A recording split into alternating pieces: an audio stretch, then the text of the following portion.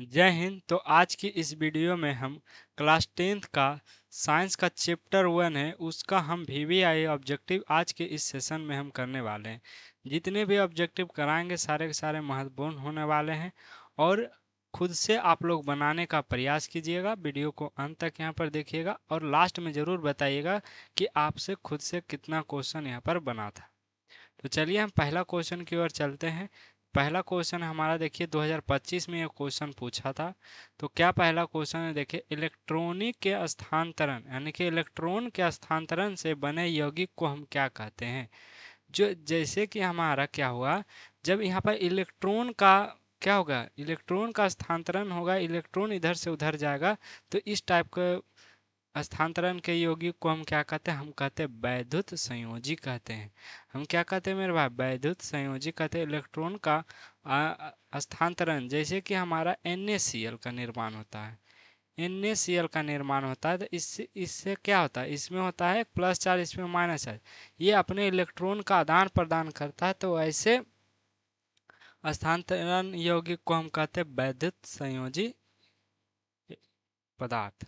चलिए दूसरा क्वेश्चन देखिएगा, दूसरा बताइएगा, निम्नलिखित में निम्नलिखित अभिक्रियाओं में कौन सा अपघटन की अभिक्रिया का एक उदाहरण है। ऑप्शन ए है H2 प्लस Al2 बनाया HL।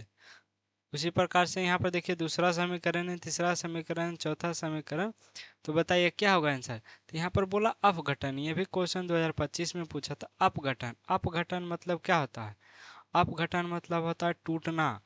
अपघटन मतलब होता है टूटना, यानी कि अपघटन अभिक्रिया को हम एक और नाम कहते हैं, उसका नाम है मेरे भाई, उसका नाम क्या है, उसका नाम है वियोजन। उसको हम वियोजन अभिक्रिया भी कहते हैं। वियोजन अभिक्रिया क्या था, एक पदार्थ टूटकर दो या दो से अधिक पदार्थ का निर्माण करेगा। तो देखिए ये तो हमारा संयोजन का उदाहरण हो गया, ये हमारा क्या है, संयोजन का उदाहरण है, संयोजन का उदाहरण हुआ। लेकिन हमें यहाँ पर क्या देखें, ये वाला ऑप्शन देखिए, ऑप्शन डी, यह एक वियोजन का उदाहरण है। क्या है, ऑप्शन डी है जो एक वियोजन का उदाहरण है कि एक पदार्थ है टूटकर दो या दो से अधिक पदार्थ में बट गया है। चलिए दूसरा बन गया, तीसरा बताइएगा, श्वसन किस प्रकार की अभिक्रिया, ये भी क्वेश्चन 2025 में पूछा था। बताइएगा श्वसन किस प्रकार की अभिक्रिया, संयोजन अभिक्रिया, उपचयन अभिक्रिया, ऊष्माशोषी अभिक्रिया, यह हमारा उपचयन अभिक्रिया, ये वाला अपचयन है। तो जल्दी से बताइएगा। तो यहाँ पर सही आंसर क्या होगा, इसका सही आंसर होगा अपचयन अभिक्रिया।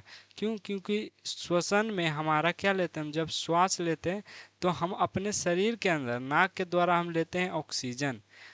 क्या लेते हैं, ऑक्सीजन। जहाँ भी ऑक्सीजन का जुड़ना हुआ, ऑक्सीजन का यहाँ पर जुड़ना हुआ, वह अभिक्रिया क्या कहलाता है, वह अभिक्रिया यहाँ पर कहलाता है उपचयन अभिक्रिया। ऑक्सीजन का जुड़ना क्या कहलाएगा, उपचयन अभिक्रिया यहाँ पर कहलाता है। चौथा का देखिएगा, ये सेम क्वेश्चन आ गया है, ये भी शायद सेम क्वेश्चन टाइप हो गया, छोड़िए आगे बढ़ते हैं। छठा नंबर देखिएगा, किसी अभिक्रिया में भाग लेने वाले पदार्थ को हम क्या कहते हैं। 2025 में क्वेश्चन पूछा था, किसी अभिक्रिया में भाग लेने वाले पदार्थ को हम क्या कहते हैं, अपचायक कहते हैं, अभिकारक कहते हैं, उपचायक कहते हैं, या यहाँ पर या उत्पाद कहते हैं। देखिए किसी भी अभिक्रिया में भाग लेने वाले पदार्थ को हम कहते हैं अभिकारक। क्या कहते हैं, अभिकारक। जैसे कि हमारा H हो गया, H2 हो गया प्लस Cl2, दोनों आपस में अभिक्रिया करके बनाया HCl। तो इसमें क्या किया, ये दोनों जो पदार्थ है ये भाग लिया समीकरण में, तो इसको हम कहते हैं अभिकारक। इसको मेरे भाई हम कहते हैं अभिकारक, इसको हम क्या कहते हैं, अभिकारक। इसको हम क्या कहेंगे, इसको कहेंगे उत्पाद। उत्पाद याद रखिएगा, जो समीकरण अभिक्रिया होने के बाद जो हमें फल स्वरूप मिलता है उससे हम कहते हैं उत्पाद, उसको हम क्या कहते हैं, उत्पाद। चलिए सातवां का बताइएगा, वह अभिक्रिया जिसमें उत्पाद बनने के साथ साथ ऊष्मा भी उत्पन्न होती है उसे हम क्या कहते हैं। ये भी क्वेश्चन 2025 का में आया था। तो वह अभिक्रिया जो क्या उत्पाद तो बनाती है, साथ साथ ऊष्मा भी रिलीज कर रही है, यानी कि उत्पन्न कर रही है, तो उस अभिक्रिया को क्या कहेंगे, ऊष्माशोषी अभिक्रिया, उपचयन अभिक्रिया, प्रकाश संश्लेषण कहेंगे, या ऊष्माक्षेपी अभिक्रिया कहेंगे। तो ऐसे अभिक्रिया को हम कहेंगे ऊष्माक्षेपी अभिक्रिया। क्या कहेंगे, ऊष्माक्षेपी अभिक्रिया। 8वां का आंसर बताएगा, उपचयन वह अभिक्रिया है जिसमें होता है, उपचयन वह अभिक्रिया, उपचयन में क्या होता है, उपचयन में होता है हाइड्रोजन का वियोजन, यानी कि हाइड्रोजन का हटना। वियोजन मतलब क्या होता है, हटना या टूटना। हाइड्रोजन का वियोजन होता है, इलेक्ट्रॉन का हानि होता है, ऑक्सीजन का संकलयन होता है यानी कि जुड़ता है। तो उपचयन में होता है सभी, इनमें से क्या होता है, सभी, सभी का सभी प्रक्रिया उपचयन में यहाँ पर होता है।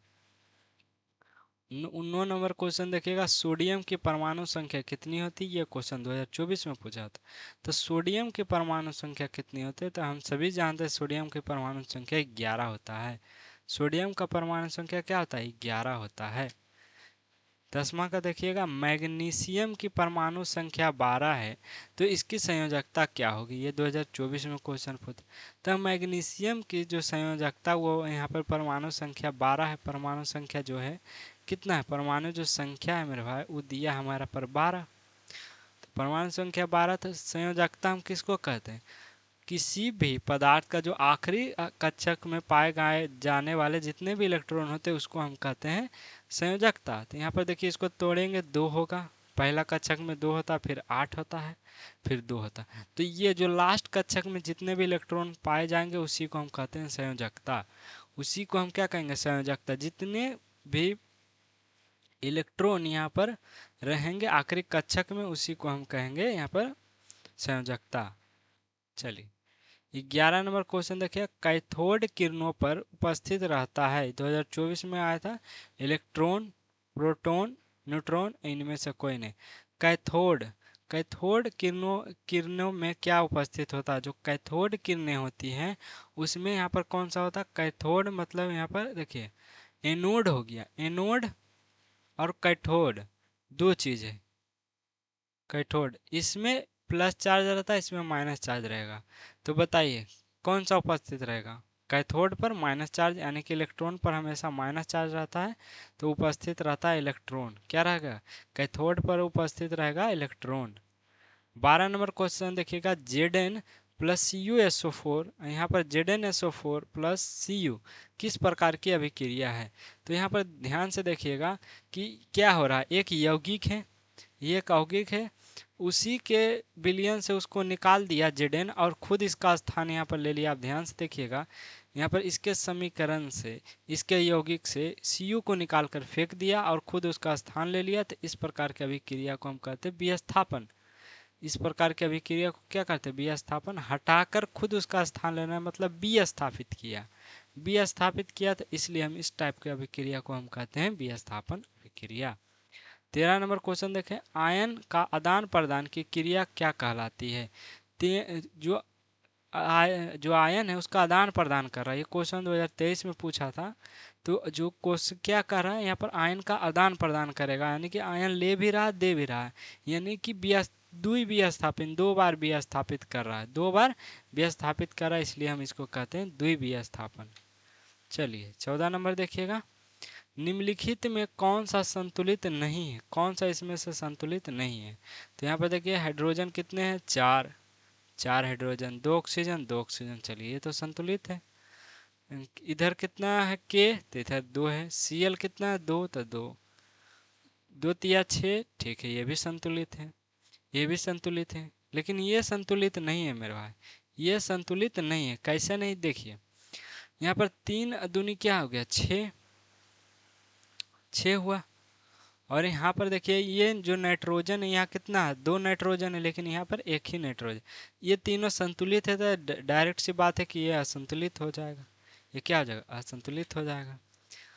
15 नंबर क्वेश्चन देखिएगा, Fe2O3 और 2Al2O3 बनाया, तो Fe किस प्रकार की अभिक्रिया हुआ।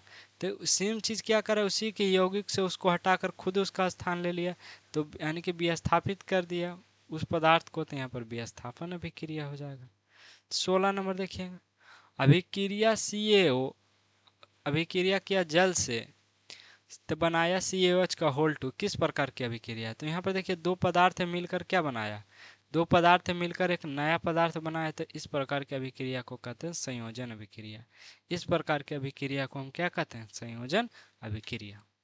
17 नंबर देखिएगा, निम्न में कौन सा ऑक्सीकारक का क्रिया नहीं है, यानी कि कौन सा ऐसा चीज है जिसमें हमें ऑक्सीजन की जरूरत नहीं होती है, ऑक्सीजन की हमें जरूरत नहीं होती। दहन यानी कोई भी चीज हम जलाते हैं, दहन मतलब जलाना, इसमें ऑक्सीजन की उपस्थिति होना जरूरी है, तो ये तो नहीं होगा।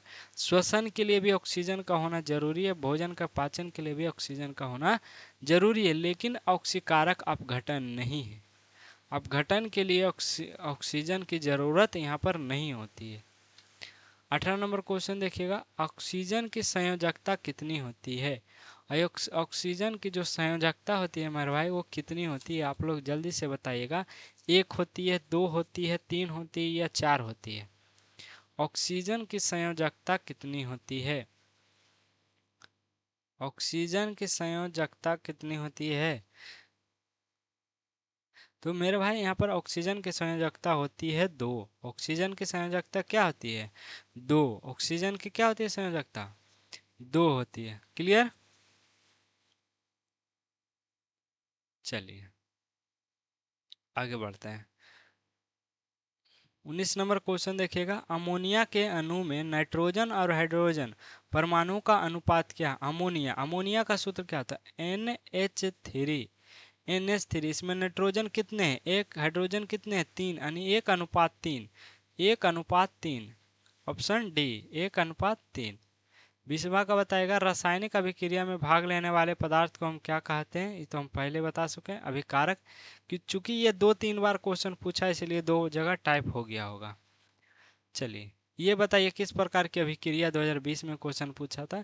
सिर्फ समीकरण चेंज कर दिया यहाँ पर, देखिए उसमें यहाँ पर HCl था, यहाँ पर H2O है, यानी कि 2 पदार्थ है मिलकर एक नया पदार्थ बन रहा है। इसको हम कहते हैं संयोजन अभिक्रिया। इस टाइप की अभिक्रिया को कहेंगे संयोजन अभिक्रिया। 22 नंबर क्वेश्चन देखिए, जिंक और सल्फ्यूरिक अम्ल के बीच अभिक्रिया से कौन सा गैस निकलता है। तो यहाँ पर देखिए, जिंक क्या है, एक धातु है मेरे भाई, जिंक क्या है, एक धातु है। और धातु को अम्ल के साथ अभिक्रिया करवाते हैं तो बनाता है लवण। ये समीकरण याद है, लवण बनाता है और हाइड्रोजन गैस रिलीज करता है, हाइड्रोजन गैस रिलीज करता है, यानी कि H2 यहाँ पर रिलीज करता है।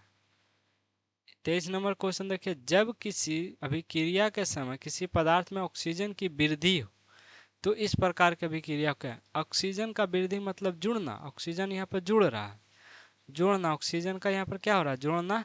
तो इस प्रकार की अभिक्रिया को कहते हैं उपचयन अभिक्रिया। 24 नंबर क्वेश्चन देखिएगा, N2SO4 और BaCl2 और BaSO4 2Cl उपयुक्त में से कौन सा अभिक्रिया। ध्यान से आप देखिएगा, Na के साथ अभी कौन है, SO4, यहाँ Na के साथ Cl है और यहाँ Ba के साथ Cl है। यहाँ क्या किया, अपने आयनों का आदान प्रदान किया, 2 बार विस्थापित किया, एक बार इसका समान मोल ले लिया, इसका समान मोल। तो इस प्रकार की अभिक्रिया को द्वितीय स्थापन अभिक्रिया कहते हैं। इस प्रकार से हम इस चैप्टर से टोटल 24 ऑब्जेक्टिव क्वेश्चन आपके लिए लाए थे, जो कि बार बार रिपीट हो रहा था। केवल हम वही क्वेश्चन लाए हैं जो बार बार रिपीट हो रहा था। वो 25 के साथ साथ और भी पिछले एग्जाम में पूछे गए थे, इसलिए हम सारे ऑब्जेक्टिव क्वेश्चन आपको करवाएंगे धीरे धीरे। इसलिए आप लोग चैनल को सब्सक्राइब करके रखिएगा। मिलेंगे चैप्टर 2 में, अम्ल और क्षार के ऑब्जेक्टिव क्वेश्चन में मिलेंगे। तो चैनल को आप लोग सब्सक्राइब करके रखिएगा और ज़रूर कमेंट में बताइए कि आपने खुद से कितना क्वेश्चन बनाया था।